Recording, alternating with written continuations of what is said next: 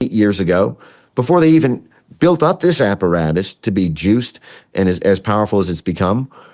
Think of how much easier that task is, and how far a little bit of money goes a long way in order to juice those networks in Romania.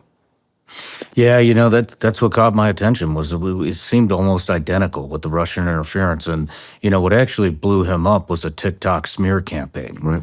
And the TikTok smear campaign actually resonated with a large portion of the population in Romania, which boosted him up. I mean, the guy spent next to nothing on his campaign and had a tremendous lead. And, one of the things that I spoke with him about in detail is how he does not want that NATO base there. I did ask him, will you be able to stop that? He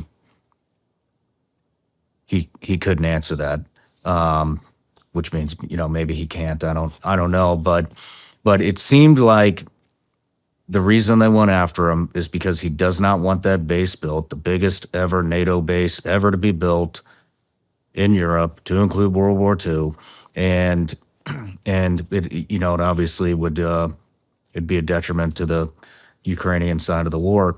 And he expressed many times he just wants peace. He doesn't want Romania involved in that. That's not their problem. I think that's the way a lot of Americans feel too. But so I think you hit it. But so basically what USAID is doing is they're influencing their politicians to sway a certain way.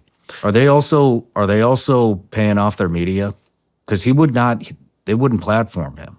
Yeah. In fact, he was not heard other than on TikTok. The day after I announced the interview that was going out with him, they had 250,000 people start protesting in front of their parliament. Yeah. No, absolutely. That's what USAID does. They create the surround sound. This is part of the reason I call it the USAID Truman Show. USAID goes after every single category of institution in the country they're targeting.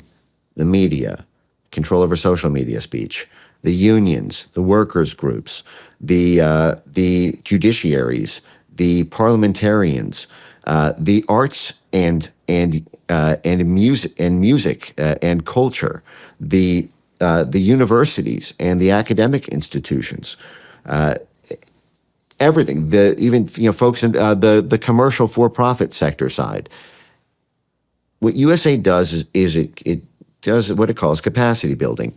It does a baseline assessment or strategic assessment of. No matter where you're watching Sean Ryan Show from, if you get anything out of this, please like, comment, subscribe, and most importantly, share this everywhere you possibly can. And if you're feeling extra generous, please leave us a review on Apple and Spotify podcasts.